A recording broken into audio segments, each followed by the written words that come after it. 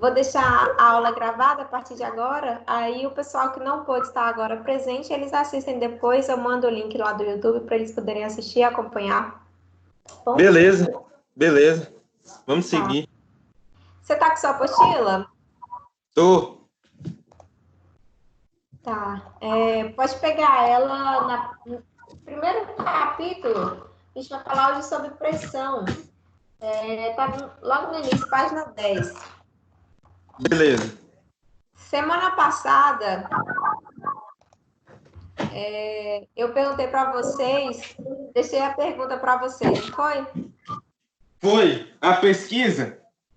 Isso. Eu fiz, professora. Existe diferença entre pressão e vazão?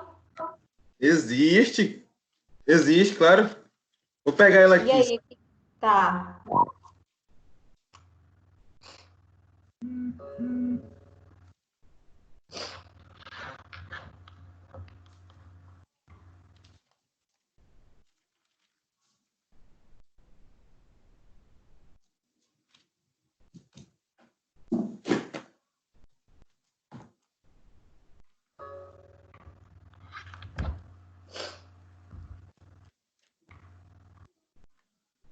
Bora lá?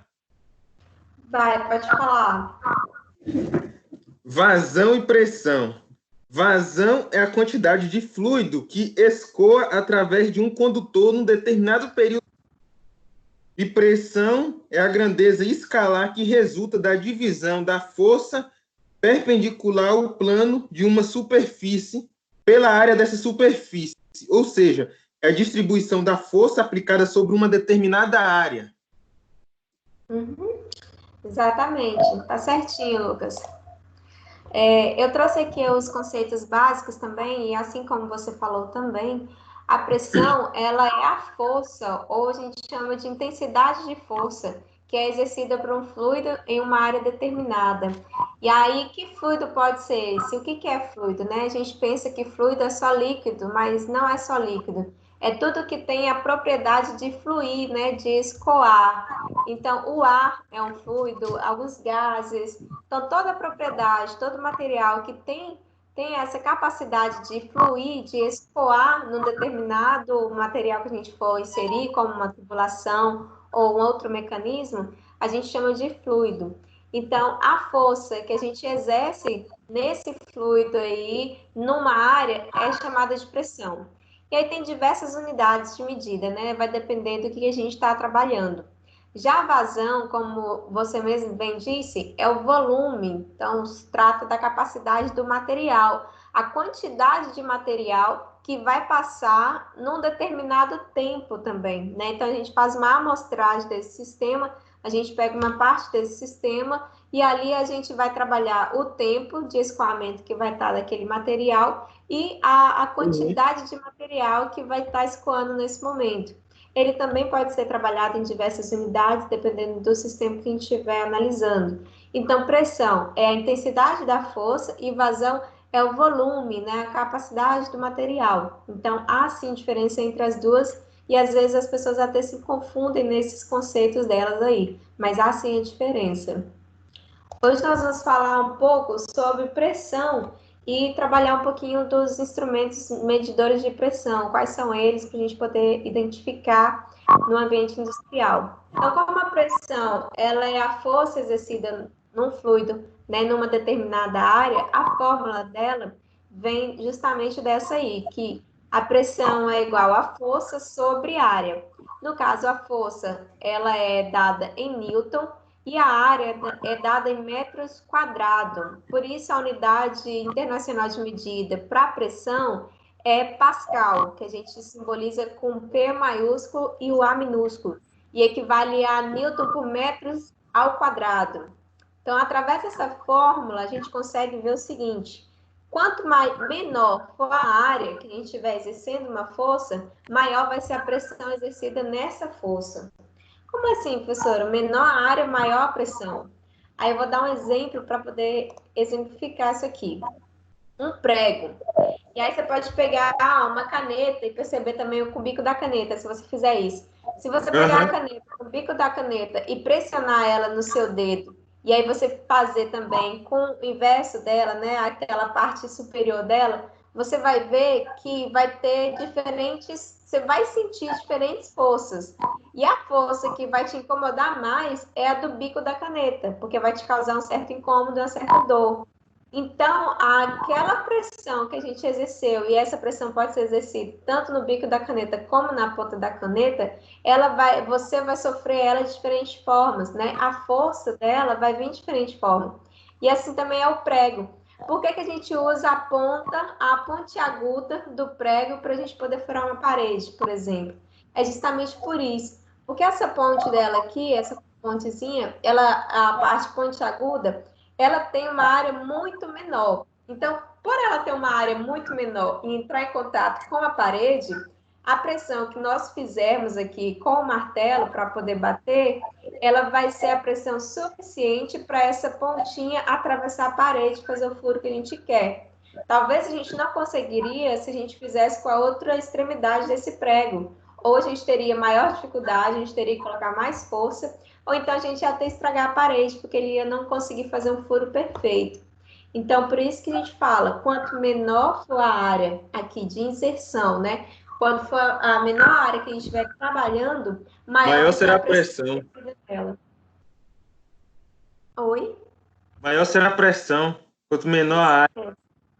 Exatamente. Quanto menor a área, maior a pressão. Então, se a gente for aplicar essa fórmula da pressão é igual a força sobre área, a gente poderia analisar as seguintes situações. Apliquei uma força de 50 newtons numa área de 10 metros quadrados. E aí a pergunta é, qual é a pressão exercida?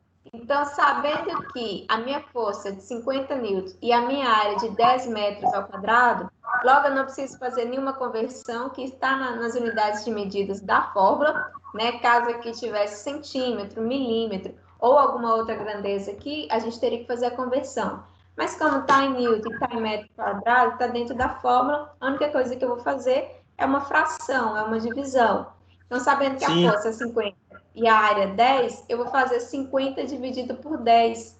E aí vai dar uma pressão de 5 5 pascal. newtons. 5 newtons por metro quadrado. Isso, ou 5 pascal também, que a gente pode falar. É 5 Sim. newtons barra metros quadrados. Isso aí.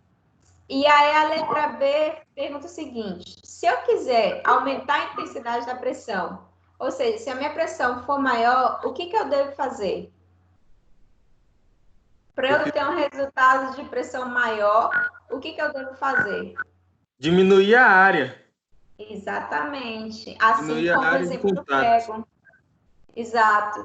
Se a gente diminui a área, por exemplo, se eu colocar aqui 1 metro quadrado e continuar aplicando a mesma força, 50 newtons, vai ser 50 dividido por 1, e aí a minha resposta já não vai ser mais 5, ela vai ser 50 pascal, né? Ou seja, Correto. 50 vezes maior eu vou ter a pressão exercendo a mesma força.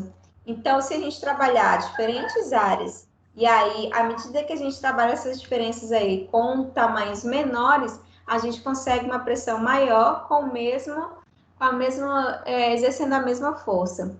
Aí a letra C fala o seguinte: se a minha área for o dobro, então em vez de 10 metros, eu agora colocar 20 metros, a pressão exercida com a mesma força de 50 newtons, ela vai ser maior ou menor? Agora eu dobrei a área e estou exercendo a mesma força. A pressão ela vai ser maior do que 5 ou menor do que 5? Peraí, deixa eu raciocinar, professor. Tá.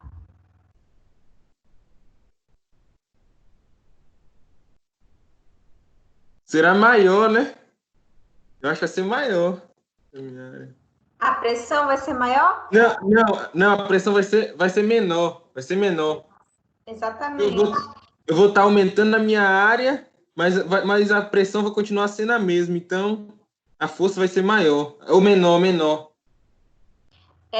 Na verdade, a força vai ser a mesma, a pressão que vai ser menor. Isso, é. Isso mesmo.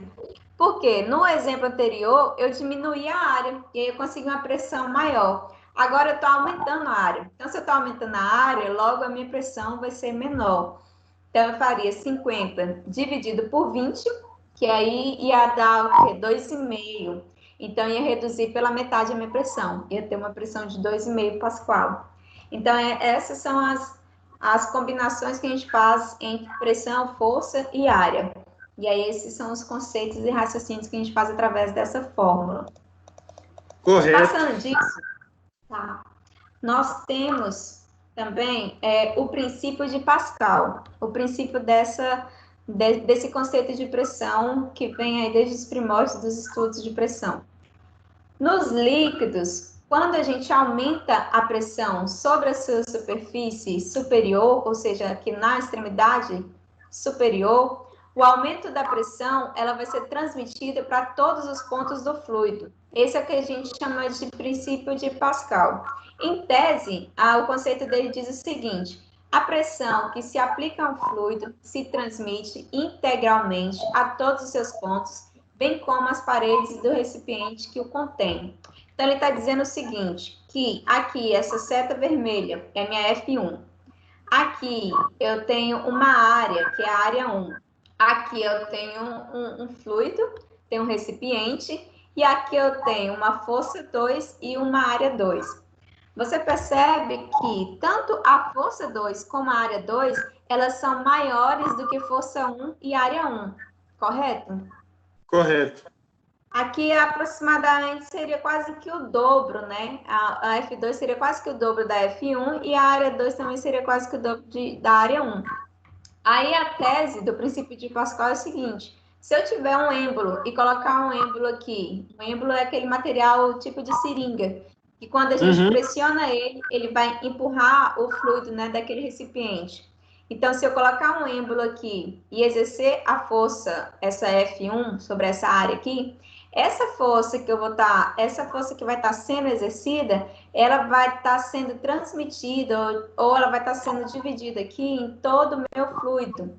Ela vai se espalhar em todo o meu recipiente.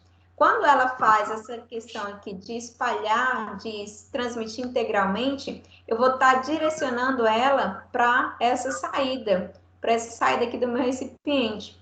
E aí eu tenho uma área maior, uma força maior, porém com a mesma pressão que eu exerço aqui em F1, eu vou ter de forma proporcional em F2. Como que é isso, professora? Se eu aplicar uma pressão aqui em F1 em área 1, eu vou ter a mesma pressão em F2 área 2. Só que agora vai ser proporcional. Como assim proporcional? Se F2 e área 2 elas são maiores que F1 e área 1, como elas estão recebendo a pressão de forma proporcional, essa pressão aqui também vai ser maior. Vai seguir o tamanho da área e a intensidade da força. Então, se eu tivesse, por exemplo, força 2 e área 2, elas fossem aqui 2 vezes maior do que isso aqui, a pressão também seria 2 vezes maior, mesmo que eu estou exercendo uma pequena pressão. Eu vou dar um exemplo que você vai conseguir analisar melhor essa ideia. Essa aqui, ó, é o exemplo mais clássico que tem desse princípio. É uma prensa hidráulica. Aí a gente percebe o seguinte, que a gente aplica uma força que não é considerada uma força grande, né, uma força muito intensa, e aí na outra extremidade a gente consegue levantar, a gente consegue erguer um carro. Se fosse, assim, para a gente fazer lá na prática, eu pegar um carro e tentar levantar ele, eu não conseguiria. Mas através desse mecanismo aqui de proporcionalidade da pressão, eu consigo exercer uma força que vai transmitir para o meu material e lá na frente vai estar uma pressão muito maior, porque a área é muito maior também.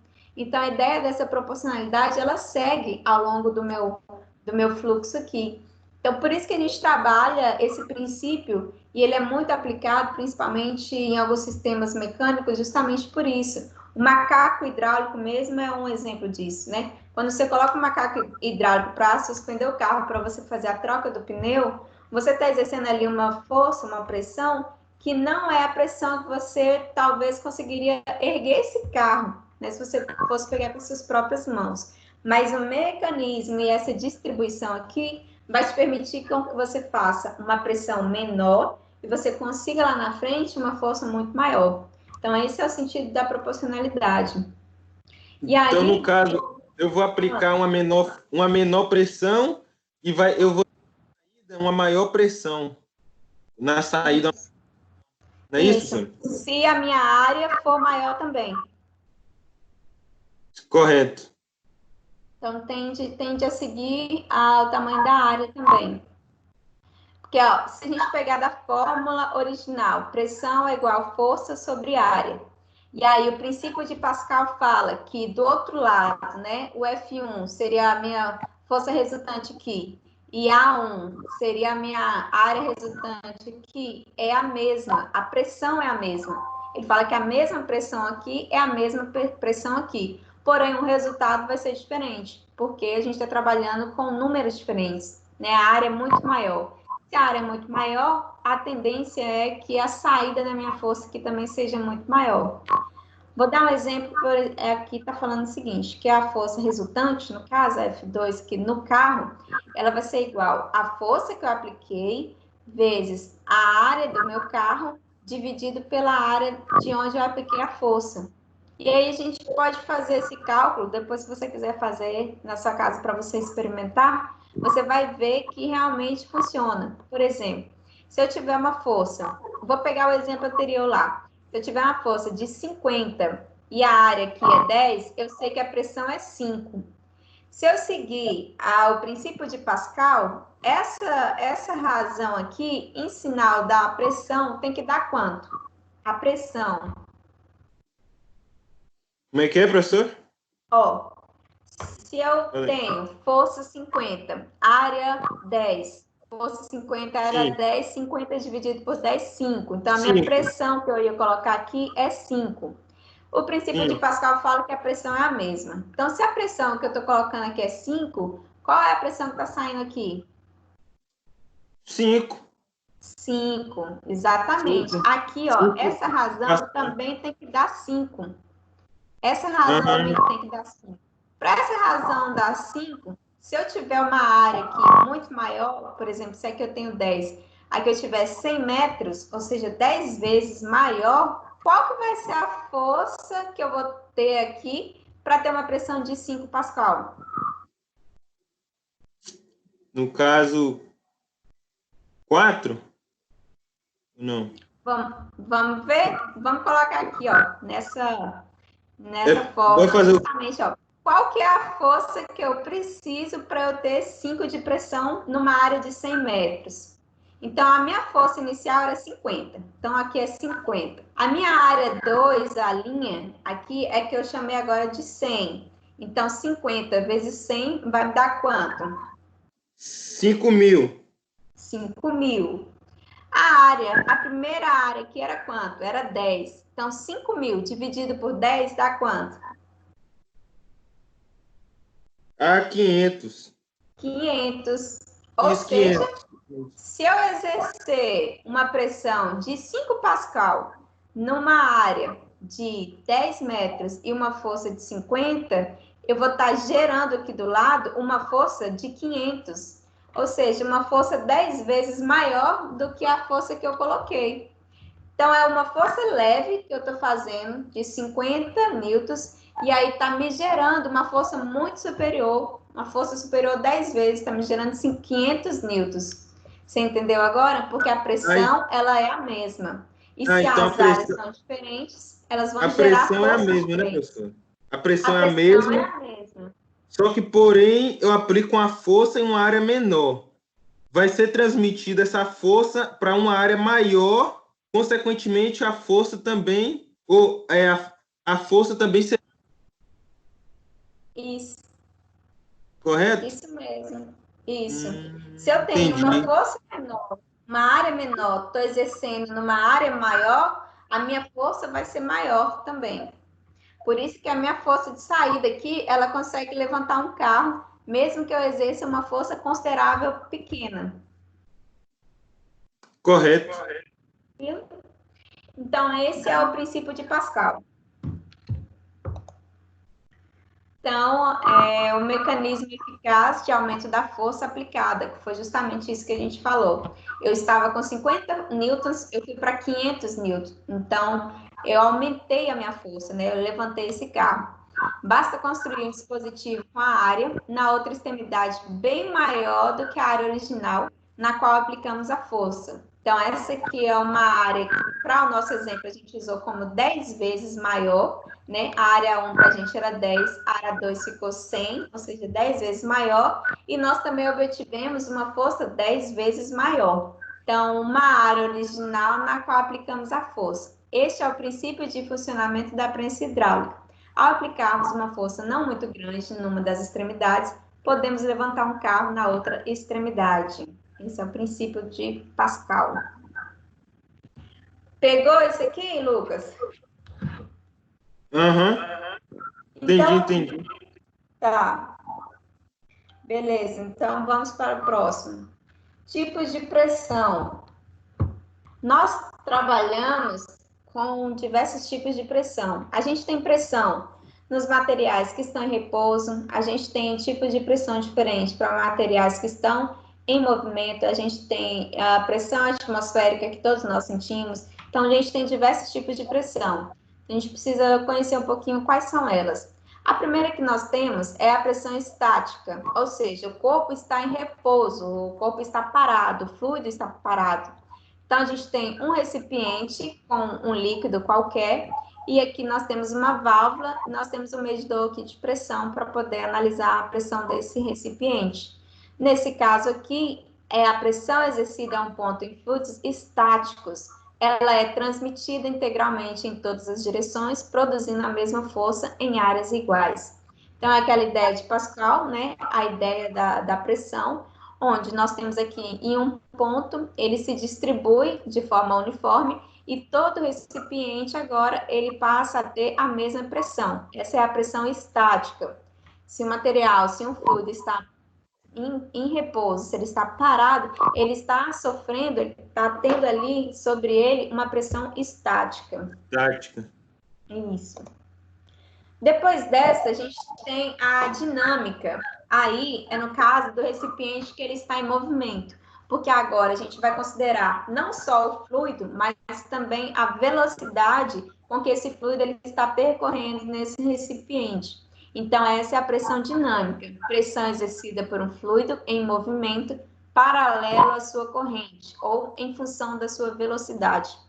Nós temos uma equação dela, que a pressão dinâmica é igual a uma constante de 0,5 por essa letra grega, que é o ρ, como se fosse um P, vezes a V ao quadrado, que é a velocidade do fluido. Então, temos que o ρ é a massa específica do fluido e V é a velocidade desse fluido. Então, agora a gente analisa que material é esse, que fluido é esse que a gente está trabalhando e qual é a velocidade, qual é a constância que ele está passando dentro desse meu recipiente. A partir disso, eu desenvolvo agora a pressão dinâmica sobre ele.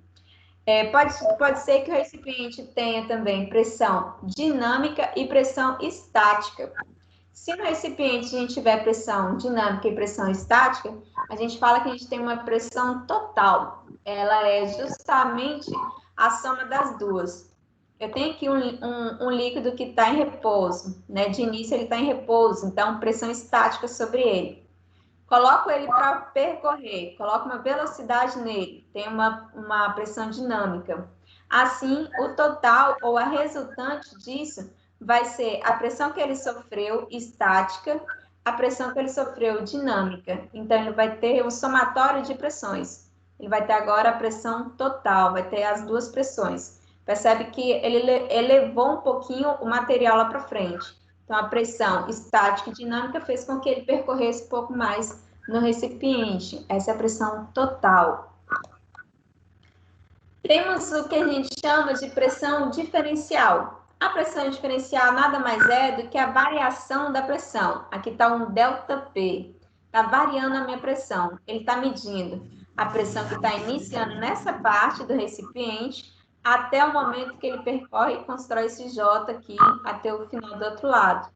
é a diferença de pressão medida entre dois pontos distintos. Então, eu pego um recipiente e anoto ali um ponto de entrada e um ponto de saída que eu quero ver essa pressão. E aí eu vou anotar ali a minha variação da pressão. Quanto que o meu material está sofrendo de pressão nesse ponto de entrada, quanto que ele está sofrendo nesse ponto de saída. E aí eu faço o ponto de saída menos o ponto de entrada, então eu vou ter agora uma pressão diferencial, né? Uma variação, uma pequena variação dessa pressão. E nós temos as pressões atmosférica, manométrica e absoluta. A pressão atmosférica, ela também é chamada de barométrica. Ela é a pressão que é exercida pelos gases da atmosfera terrestre, ou seja, é a pressão que todos nós sofremos, né? A pressão da atmosfera. A pressão manométrica, ela é a pressão medida em relação à pressão atmosférica existente no local, ou ali, né, no sistema que a gente estiver analisando, que também pode ser positiva ou negativa. Aí a gente tem sempre a letra G na frente da unidade de grandeza que está representando. Por exemplo, se for PSI, vai colocar um G na frente. Então, a gente sabe que é uma pressão relativa. Se for quilograma-força por centímetro quadrado, vai ter um G na frente. Então, ali é uma pressão relativa. É uma pressão que está em comparação com a pressão atmosférica, mas ali dentro do material. E, por fim, a pressão absoluta. A pressão absoluta é a pressão positiva a partir do vácuo perfeito, ou que a gente chama do zero. Então, geralmente, a gente coloca a letra A após a unidade medida. Então, se for PSI, vai ter um Azinho na frente, a gente sabe que é a pressão absoluta.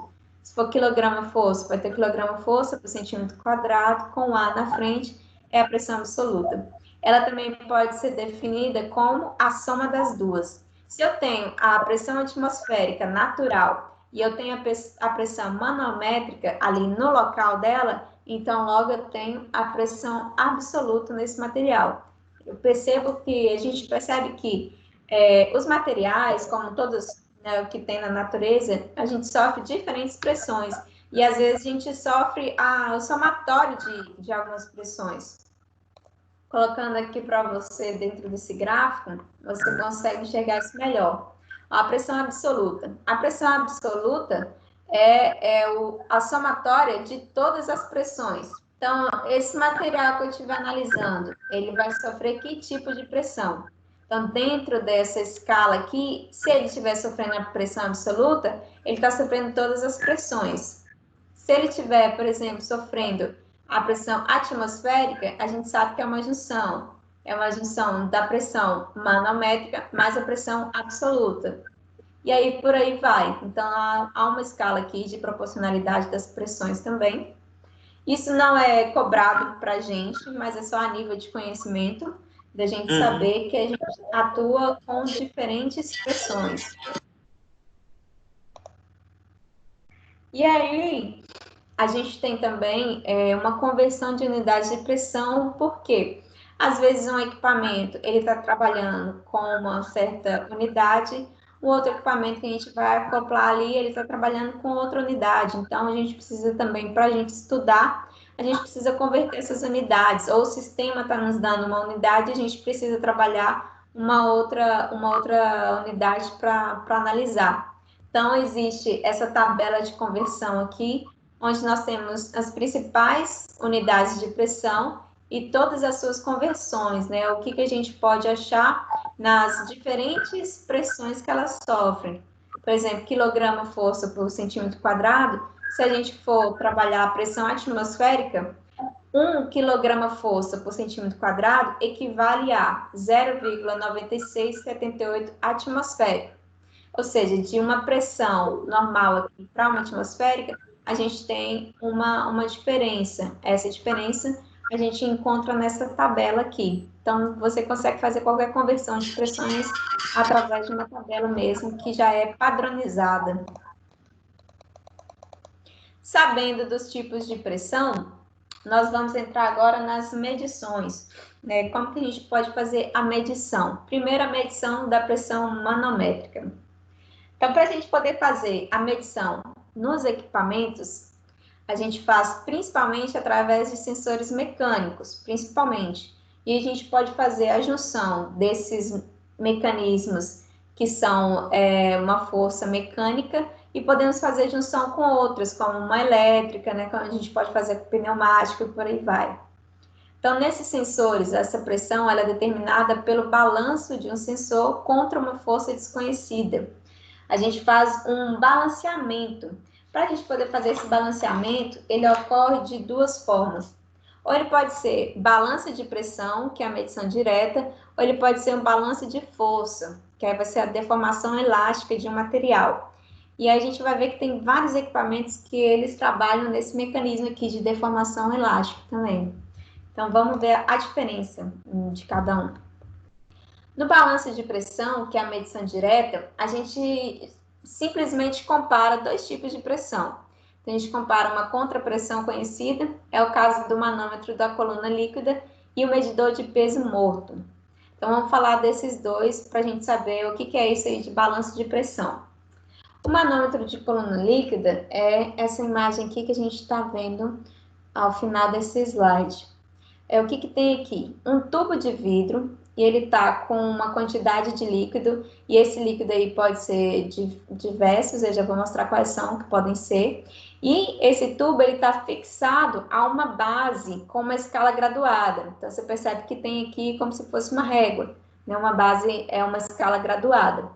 A pressão que é criada dentro dessa coluna, dentro desse tubo aqui, ela é usada para balancear a pressão externa, né? A pressão que a gente vai medir do equipamento. Esse líquido, ele é escolhido considerando a massa específica dele e a partir disso, qual é a pressão que vai ser medida.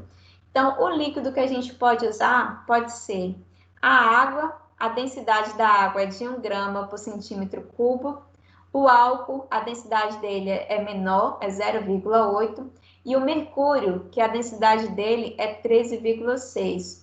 Por isso que o mercúrio é tão bem utilizado nos medidores de pressão, nos equipamentos de pressão, e foi justamente o primeiro, né, onde se iniciou todos os estudos sobre o que a gente tem de pressão, foi com o estudo acima do mercúrio. Porque ele, desses materiais, ele é o material mais denso. A densidade dele aqui, a massa dele é de 13,6, ou seja, é um material mais encorpado, né, mais forte, se a gente for comparar com a densidade dos outros. Então, por isso que a gente utiliza muito o mercúrio, por sua densidade ser tão alta, que é de 13,6. E eles podem ter diversos formatos. Isso aí a gente vai encontrar em todos os tipos de equipamento. Eles podem ter diversos formatos. Só que a base dele vai ser a mesma. A teoria de funcionamento dele vai ser a mesma. Vai ser um tubo que vai ter um líquido dentro e esse líquido vai gerar uma pressão. Essa pressão vai ser comparada com a pressão externa. Então, a gente tem um tubo em forma de U, que é esse aqui, o mais simples, e também o mais utilizado. É um tubo em formato de U, coloca o líquido, e aí a comparação do líquido aqui, à medida que ele vai escoar nesse tubo, faz a comparação com a pressão externa. Tem o tubo reto vertical, que é esse aqui, é a mesma coisa, porém agora no lugar do U a gente tem um tubo vertical, um reto, e também tem um reto inclinado, que é esse aqui. Ele tem agora uma inclinação, mas o funcionamento dele também rege a mesma teoria. O líquido, uma base fixada, e aí esse líquido vai gerar a pressão que vai ser comparada com a pressão externa. Esse é o funcionamento de um manômetro de coluna líquida. Aí o tubo em U, que é o mais utilizado, a gente consegue calcular a pressão dele a partir da densidade vezes a aceleração da gravidade e vezes a altura desse líquido. Então, a partir dessa fórmula aqui que a gente trabalha, a densidade, aquilo que eu falei da diferença dos fluidos, né, de água, álcool e mercúrio, a aceleração da gravidade, ou seja, a força que está sendo exercida sobre todos nós, que é a pressão atmosférica, e a altura desse líquido aqui, a altura dessa coluna, juntos, multiplicados esses valores, a gente consegue saber qual que é a pressão. Então, caso a gente faça aí alguma conta para isso, a formulazinha está aqui. E se a gente for fazer o medidor de peso morto, o medidor de peso morto, na verdade, ele serve mais para calibrar. Ele serve para calibrar os manômetros, né?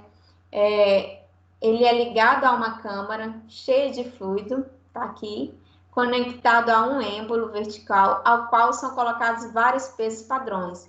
Então, cada uma dessas bolinhas aqui é um peso, e aí, à medida que a gente coloca o manômetro aqui, ele vai descer. E à medida que ele descer, ele vai ser comparado com cada um desses pesos.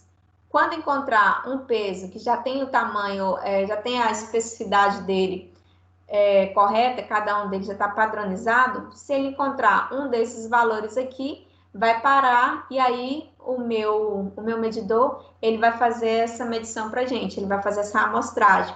Então, coloquei o manômetro aqui, ele foi comparado com os outros pesos e aí faz a amostragem. Dentro dessa estrutura, seria mais ou menos assim. Aqui, coloquei o manômetro, aqui.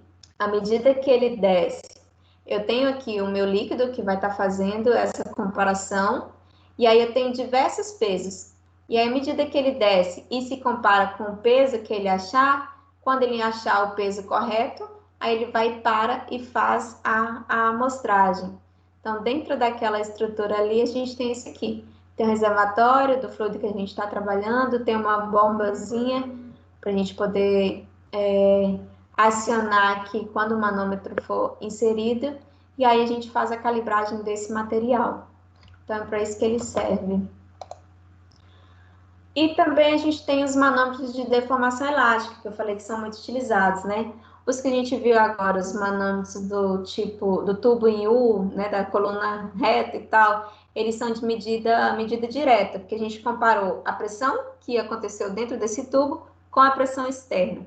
Agora a gente vai fazer por uma deformação elástica. Então, agora a gente tem materiais que vão se deformar à medida que a gente vai colocar uma pressão sobre eles.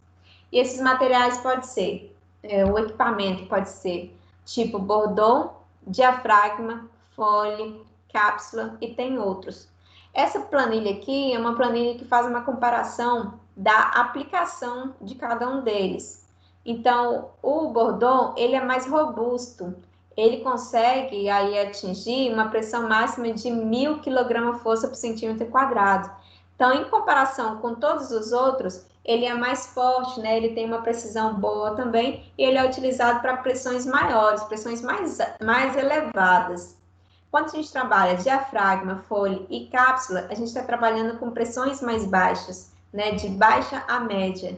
A gente está trabalhando de 3 a 10 kg-força e no caso da cápsula é para micropressão, então uma pressão bem mais específica. Aí vou falar um pouquinho do funcionamento do equipamento de Bordeaux. O manômetro de Bordeaux é um dos mais conhecidos também, né? Esse redondinho que tem ali o que vai fazer a amostragem para a gente através de uma escala e de um ponteiro. Então, basicamente, o que mostra para o usuário é isso, a escala e o ponteiro, e ele está inserido numa caixinha, e essa caixinha contém aí esse mecanismo. Então, dentro dele, a construção básica é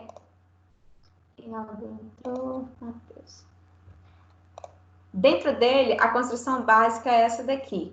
A gente tem um movimento que vai ser feito a partir do elemento elástico, que esse elemento elástico aqui, ele também pode ser de diferentes formas. Aqui é um formato C, tá vendo que um elemento elástico ele tá fazendo aqui como se fosse a letra C. Mas a gente tem uma espiral, a gente tem forma de espiral, a gente tem forma de helicoidal, então a gente tem outras formas aí dentro do manômetro, mas o mais conhecido é essa forma C. Então, a partir desse elástico aqui e a partir do movimento que a pressão vai ser exercida, ele vai atuar nos batentes e esses batentes vão fazer a articulação com o meu elemento estático. Ou seja, vai puxar ou vai empurrar. À medida que ele vai puxar ou vai empurrar, o meu manômetro ele vai fazer essa conta, né? Ele vai fazer essa amostragem para a gente de que forma dentro do ponteiro aqui, dentro da escala. Então, ele vai mostrar o valor que está correspondendo a essa ação dentro dele. À medida que o elástico ele vai fazer essa ação aqui de empurrar ou de puxar, e aí vai nos retornar como um valor. É assim que funciona o manômetro de Bourdon. E aí ele tem diversos Através tipos. através de um oxigênio, professor, que entra Oi? pela conexão. É o quê? Um oxigênio que entra pela conexão inferior? É o A ar? pressão do fluido, né? Pode ser pode ser o ar, pode ser outros fluidos também. Ah, tá, beleza. Isso. Mas aí vem aqui a pressão exercida, né? Desse fluido que a gente está trabalhando dentro dessa conexão inferior. E aí, à medida, se a gente for fazer com o ar comprimido, à medida que a gente lança o ar comprimido aqui, ele vai fazer o quê? Ele vai empurrar esse C aqui, esse elástico. Então, quando ele empurra esse C, ele vem diretamente nos batentes interiores. Então, esse processo mecânico aqui dentro, ele vai converter e vai dar uma resposta para a gente dentro da escala. Então, o ponteiro ele vai acionar aqui e vai parar dentro da escala de acordo com a pressão que a gente for exercer. Se for uma pressão Beleza. baixa, não vai fazer. Pode falar. Não, tô entendendo. Ah, tá. Se for uma pressão baixa, se for pouca pressão que a gente colocar aqui dentro desse material, não vai causar um impacto mecânico tão grande. Então, se não for causar um impacto tão grande, o ponteiro ele vai ficar aqui nos primeiros números da nossa escala. Se for uma pressão elevada e também se for suportada por esse equipamento, até porque a gente não pode trabalhar acima, né, da pressão que ele pode suportar, porque senão a gente não vai ter uma amostragem bacana ou até pode danificar esse equipamento. Mas se for dentro dos seus limites, se for uma pressão elevada, vai haver aqui um processo mecânico, né, de uma força maior, e aí a nossa escala, nosso ponteiro vai chegar para os maiores números aqui dentro do material. Então é assim que funciona. Pressionamos a pressão aqui, envolvemos a pressão, ele estica o elástico faz a conversão mecânica, a parte mecânica, e a parte mecânica converte aqui no ponteiro de amostragem. O barômetro de mercúrio foi um dos primeiros experimentos, que é esse daqui, e foi criado por Torricelli. Torricelli, para ele poder fazer o estudo dele, ele pegou um tubo de 1 metro de comprimento, que é esse aqui, pegou um recipiente e em ambos ele colocou mercúrio. Ele colocou mercúrio tanto nesse recipiente, como se fosse uma vasilha, como dentro desse tubo de 1 metro. E aí ele pegou o tubo e virou dentro dessa vasilha, né? Embocou o tubo dentro dessa vasilha e viu o que acontecia. Quando ele colocou dessa forma vertical, ele percebeu que esse mercúrio, ele não saiu todo do tubo e veio para a vasilha. Ele percebeu que ficou apenas um espaço aqui no vácuo, né? Um espaço vazio. E aí, quando ele foi comparar isso, ele comparou e ele chegou aqui, se a gente for trabalhar a pressão atmosférica em relação ao nível do mar, seria uma atmosférica, né? Um ATM, ele comparou e deu resultado de 760 milímetros a partir do nível do mar. Então, todos os estudos de pressão e todos os equipamentos de pressão, eles têm essa teoria aqui, eles trabalham nessa tese de 760 milímetros do nível do mar, que é através do mercúrio e daquela propriedade que eu falei da densidade, né? Como a densidade dele que é alta, a gente consegue trabalhar e ver que ele vai exercer, ou seja, ele desceu um pouquinho, porém ele vai se manter dentro desse tubo. Então, se ele está se mantendo dentro desse tubo, a gente consegue perceber que a interferência da pressão atmosférica, da pressão exercida dentro desse tubo aqui, ela nos dá um retorno que é a pressão é igual a densidade vezes a aceleração da gravidade vezes a altura. E aí deu um retorno para ele de 101,325. Então, ele conseguiu fazer essa análise. O barômetro ele é utilizado até hoje. Aí tem os equipamentos mais modernos, mas a teoria de funcionamento, né, a tese aí, a base, seu embasamento aí teórico é justamente nisso aí. É um tubo, um filamento de mercúrio que é envolto no recipiente e a partir dele a gente faz a medição, faz a comparação do mercúrio com a pressão externa que a gente está tendo, está trabalhando. Depois disso, a gente chega nos sensores mais modernos, que são transmissores de pressão, Então, e aí os pneumáticos. Oi. Ou seja, então, quanto maior a altura que a gente está, menor vai ser a pressão. O ar vai ficar mais rarefeito, né? Não é isso? Sim, sim. Por isso que a gente tem diferentes pressões também a nível do mar, a gente tem diferentes pressões em diferentes territórios. Aqui a gente sofre uma pressão, em outro país sofre outra pressão, porque no nível do mar a gente não está em relação a eles, né? Até porque a Terra é redonda e toda essa teoria aí é de que cada lugar dentro da Terra vai sofrer uma diferente pressão. Isso mesmo. Isso. Então, transmissores. Os transmissores, a gente trabalha transmissores pneumáticos e a gente trabalha também os transmissores eletrônicos, que são um pouco mais avançados. Os pneumáticos, eles vão converter um sinal que é detectado por esse elemento receptor de pressão e o sinal de transmissão pneumático vai fazer essa conversão da pressão para um sinal de resposta pneumática. Essa faixa, ela já é padronizada, ou seja, ela sempre vai ser de 3 a 15 PSI, mas também existem outras faixas. Então, a gente trabalha com kPa, que é 20 a 100, e com quilograma-força, que é de 0,2 a 1, e bar também, que é 0,2 a 1 bar. Então, você pode trabalhar diferentes equipamentos, diferentes unidades de conversão, porém, elas são padronizadas também, essa transmissão. E para eles funcionarem, eles também precisam de uma alimentação, e geralmente é 1,4 kg força. Esse daqui é um exemplo, que é um transmissor pneumático de pressão, e o sinal de saída dele é PSI, é de 3 a 15 PSI. Os transmissores, eles podem ter dois métodos de equilíbrio, né? O equilíbrio, eles podem conseguir esse equilíbrio através do movimento e através da força. Então, trabalha esses dois mecanismos aqui. Esse aqui envolve equilíbrio de movimento e esse aqui envolve equilíbrio de força. O equilíbrio de movimento, ele vai trabalhar essa palheta, que é uma lâmina metálica dentro do equipamento, junto com um bico. Esse bico aqui é como se fosse a embustão disso aqui. Então, à medida que os dois eles vão juntando ou se afastando, essa relação aqui, palheta e bico, vai causar o retorno para o sinal, vai fazer a conversão desse sinal. E também a gente tem dentro dele o elemento de recepção da pressão.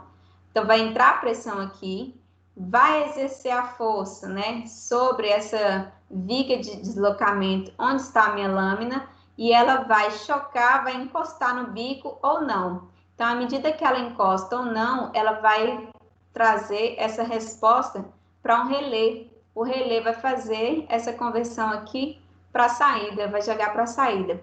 Caso tenha essa conexão, tocou o relé e vai para a saída. Quando a gente tem um método de equilíbrio de força, apenas a lâmina que é a palheta, a lâmina metálica, ela vai fazer esse trabalho. O bico, ele vai ficar fixo, ele não vai se movimentar. Quem vai se movimentar é apenas a lâmina. Ou seja, a pressão aqui só vai ser sentida na lâmina. A gente traz uma recepção aqui da pressão, vai diretamente para a lâmina faz essa diferença e aí joga para o relé, que joga para a saída. Então, tem esses dois métodos. Ou a gente trabalha a palheta e bico, que é o movimento, ou a gente trabalha só a palheta, que é a força. E aí a gente faz a transmissão desse sinal. Depois desses pneumáticos, a gente vem para os eletrônicos.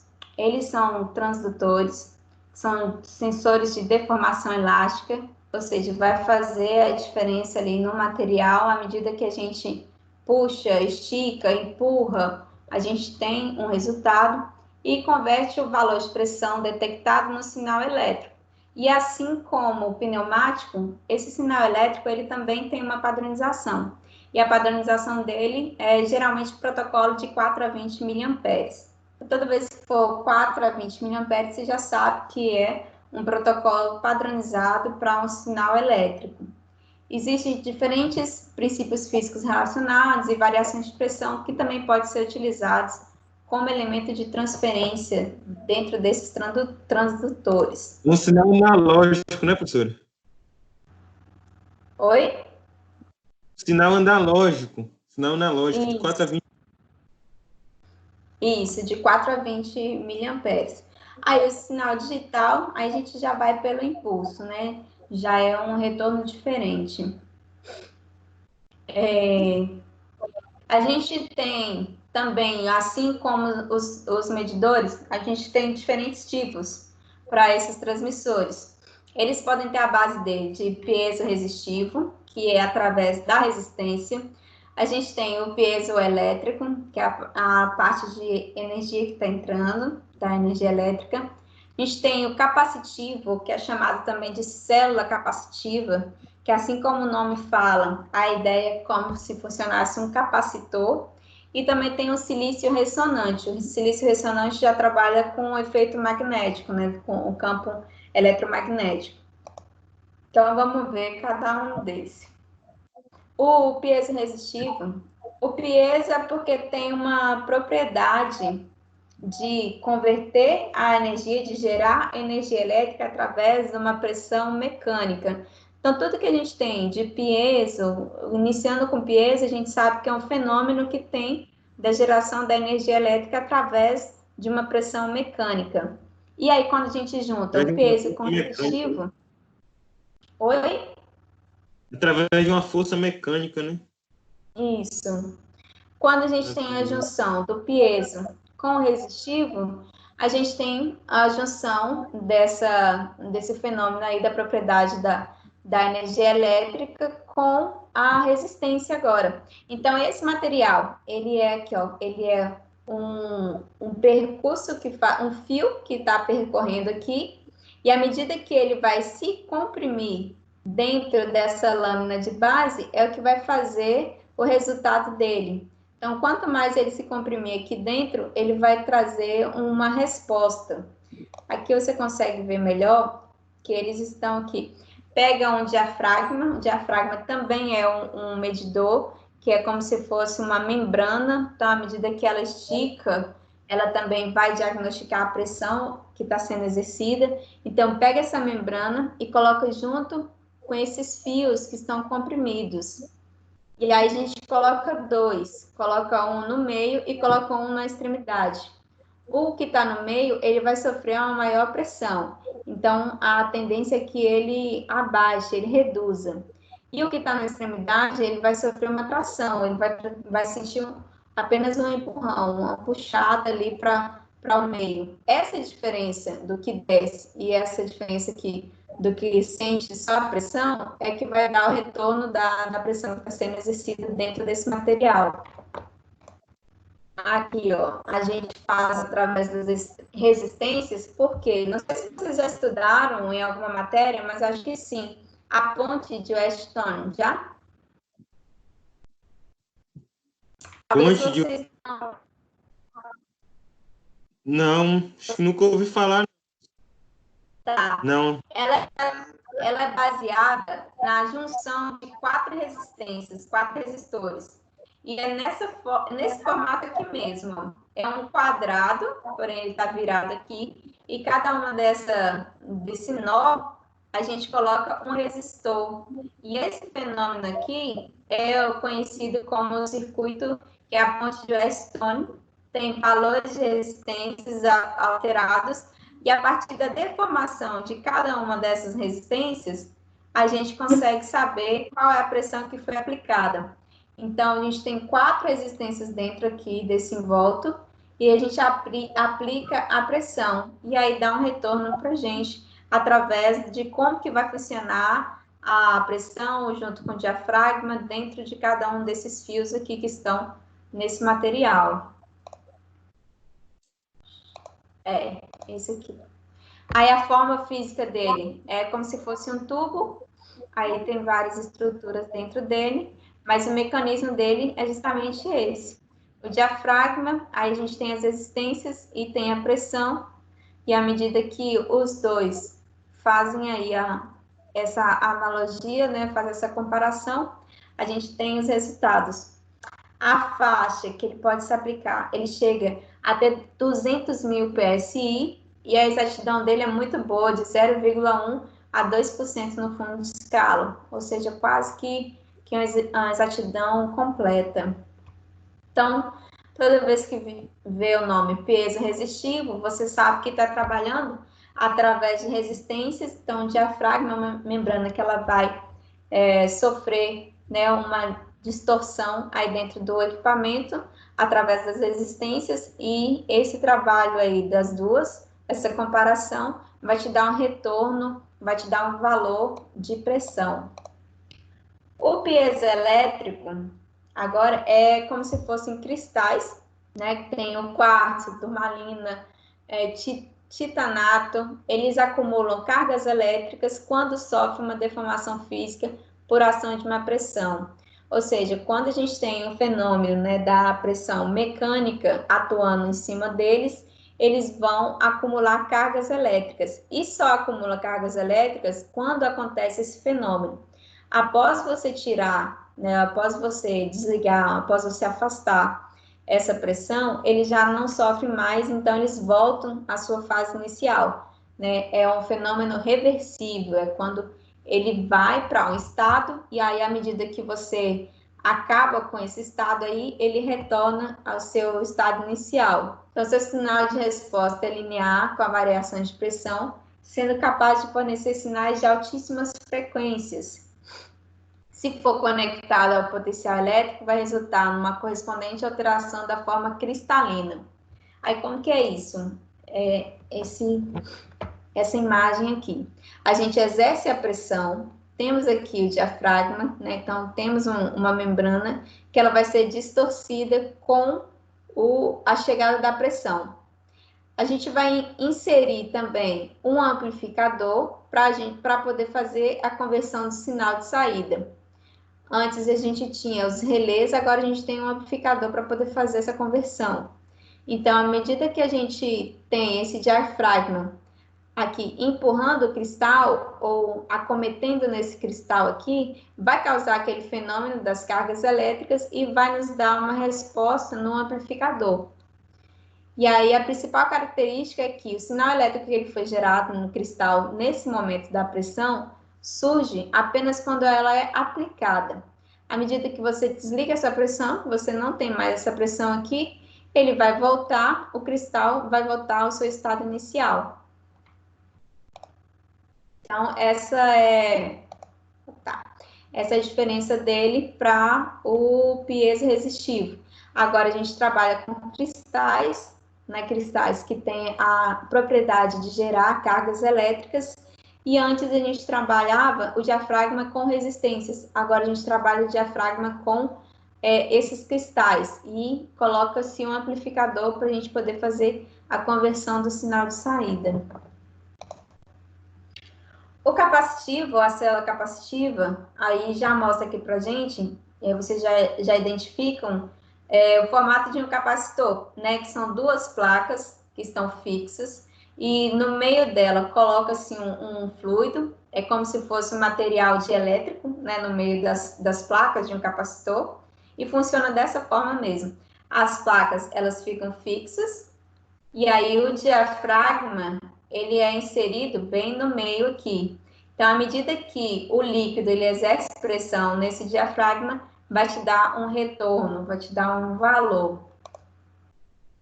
Então, ao sofrer um esforço da pressão, o diafragma, que vem a ser uma das placas do capacitor, tem a sua distância modificada em relação a essas placas. Então, a gente tem aqui no meio o diafragma, temos as placas, e à medida que ele sofre essa distorção, que ele sofre essa mudança aqui na sua estrutura, ele vai empurrar as placas, ele vai modificar as placas e vai nos garantir também uma distância. Tudo isso aqui vai ser convertido para um sinal de pressão. E se a gente for analisar ele como circuito, a gente tem essa estrutura aqui. Tem a alimentação dele, um sinal de corrente alternada, através do oscilador, e aí vai modular a minha frequência ou a amplitude do sinal em função da variação da pressão para ter a saída analógica ou digital. Então, dentro dele, a gente já consegue fazer essas modificações com o oscilador, com a corrente alternada, faz a mudança aqui, faz aquela mistura do diafragma com as placas, agora como se fosse um capacitor, e aí na saída a gente consegue trabalhar a saída analógica ou a saída digital, através da modulação, né, da frequência aqui e da amplitude do sinal.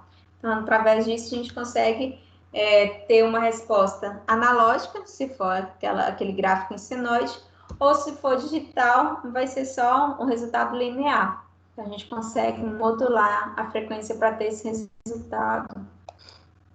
E, por fim, o silício ressonante, que, como eu falei, ele vai agora trabalhar com campo eletromagnético. A estrutura dele é como se fosse dois Hs, é um H aqui material em forma de H. Um dos sensores fica localizado no centro, enquanto o outro fica na borda do diafragma. Parece com aquele peso resistivo também. Colocam-se dois sensores, um fica no meio, um fica na extremidade, e aí eles vão sentir a transformação do diafragma. Só que agora a gente tem aqui como uma fonte o campo magnético. Então, o campo magnético gerado por um ímã permanente posicionado sobre o sensor, aqui bem no material, o campo elétrico gerado por uma corrente em corrente alternada, e a combinação do fator magnético e elétrico é o responsável pela vibração do sensor. Então, à medida que o fenômeno agora acontece de forma eletromagnética, vai fazer a vibração, vai fazer a indução dessas cargas dentro do material, e essa indução vai fazer distorcer a minha membrana do diafragma, e ela por si vai movimentar os meus Hs, vai movimentar esse material aqui dentro dele e vai converter isso no sinal, vai fazer a gente identificar a resposta de como está acontecendo dentro desse silício ressonante. Mais um dos equipamentos que a gente pode medir. Então, aqui, a mesma coisa do peso resistivo. Tem um no meio e tem um na extremidade. O do meio, ele sofre uma maior compressão, então ele é empurrado para baixo do núcleo, e o outro ele vai sentir só uma tração, como se ele fosse só empurrado para o meio. E aí, com a ação do ímã, né, do campo eletromagnético aqui. Essa transformação que faz com que desça aqui esse material, teve essa deformação no material, essa deformação vai nos dar o sinal de pressão, vai nos dar a resposta, que pode ser lida no microprocessador e cujo sinal será proporcional ao diferencial de pressão aplicado. Então, à medida que se aplica a pressão aqui, vai ver qual foi a diferença que fez no material, e essa diferença vai ser lida como a resposta. Aí a gente pode pensar o seguinte, que quando a gente está trabalhando com medidores, a gente está trabalhando diversos fluidos, e nem todos eles nos permitem uma segurança para poder trabalhar. Alguns vão ser corrosivos, né? Alguns vão ser tóxicos, alguns precisam de alta temperatura, então há um maior tratamento, né? Um tratamento tem que ser diferenciado. Então, a gente precisa com que esses tipos de medições agora sejam medições especiais. Então, que tenham também um tratamento especial. E aí, para ter um tratamento especial, a gente precisa fazer uma proteção desses equipamentos. E a proteção para esses tipos de medidores, a gente chama de selagem de instrumentos. Então, a solução é recorrer à utilização de algum tipo de isolação para impedir o contato direto do fluido do processo com o elemento primário do instrumento. Então, é uma forma da gente encapsular, de proteger mesmo o medidor daquele material. Então, o que a gente for medir, seja material corrosivo, por exemplo, para que ele não estrague ou não danifique o medidor, se a gente for fazer uma medição lá diretamente nesse material, a gente faz um envolto, né? A gente faz uma selagem nesse material e aí coloca ele lá e vai garantir a segurança dele. Então, de que forma que pode ser feita isso? A gente tem uma isolação com selagem líquida, então é um selo que a gente faz por sifão. Esse mecanismo aqui, a gente tem um recipiente com o fluido lá, e a gente coloca um sifão, e depois dele a gente coloca o medidor, no caso aqui um indicador de pressão. Então, utiliza-se um fluido líquido, inerte e mais denso do que o processo em contato com o instrumento. Pode-se utilizar também o próprio fluido do processo, quando o objetivo é apenas isolar a temperatura. Então, dependendo do material, pode ser utilizado o mesmo material. Então, a gente tem um recipiente que está lá trabalhando no sistema, aí a gente faz esse sifão, coloca-se também, né, o líquido que a gente vai fazer, pode ser o mesmo líquido dentro dele, dependendo se vai danificar ou não o material, né? Caso ele não tenha essa consequência, pode-se utilizar ele mesmo, e aí, a partir disso, a gente faz a medição. Se for uma coisa prática, vou mostrar para vocês, é isso aqui. Então, nós temos a tubulação que está passando um fluido aqui, eu não sei qual é o fluido, mas a gente tem o sifão aqui, ó, puxando esse sistema, fazendo com que a gente garanta a segurança desses medidores. Então, agora a gente não está atuando diretamente lá dentro do material, mas mesmo assim a gente consegue fazer uma leitura, uma análise do que está acontecendo com esse material e agora com segurança. Se a gente fizer isolação com selo diafragma, aí tem esses diferentes tipos, que é uma membrana que isola fisicamente o instrumento do fluido do processo. E aí o espaço entre a membrana e o instrumento é preenchido com fluido de selagem. Esse fluido pode ser glicerina, etilenglicol, querosene, etc. E aí, se a gente for mostrar como que funciona, seria basicamente assim. Então, um sistema com diafragma, com uma membrana que a gente coloca ali, inserido na tubulação e faz a leitura do processo, faz o acompanhamento do processo sem que colocar o meu material lá dentro dele, né? Eu consigo tirar uma amostragem aqui e com segurança fazer a medição desse material. Então a ideia é de segurança, fazer a selagem para poder causar a segurança de todo o processo, né? De todo o material.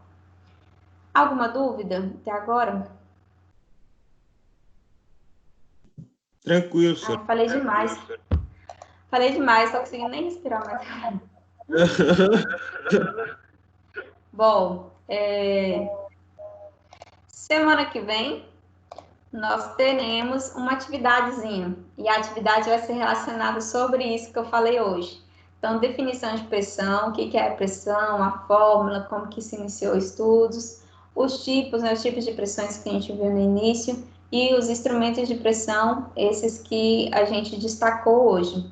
Tem uma infinidade de instrumentos de medição, tem vários tipos. Se vocês olharem na apostila de vocês mesmo, capítulo 1, tem outros tipos também aqui, e é bom vocês darem uma lida para vocês conhecerem mais. Eu trouxe alguns que são mais utilizados na indústria, que vocês conseguem identificar hoje em dia, lá em funcionamento, e queria também trazer como que é o funcionamento primário, né? Como que é o conceito desse funcionamento de cada um, diferente do tipo que a gente estiver utilizando. Se é o diafragma, se é o tubo Bourdon, ou qual é o tipo de mecanismo que esteja funcionando dentro dele, para poder fazer essa conversão. Então, essa era a ideia da aula de hoje. Aí, na semana que vem, nós faremos a atividade. A atividade eu vou fazer ela aqui mesmo na aula. Vou parar aqui. Vai ser aqui mesmo na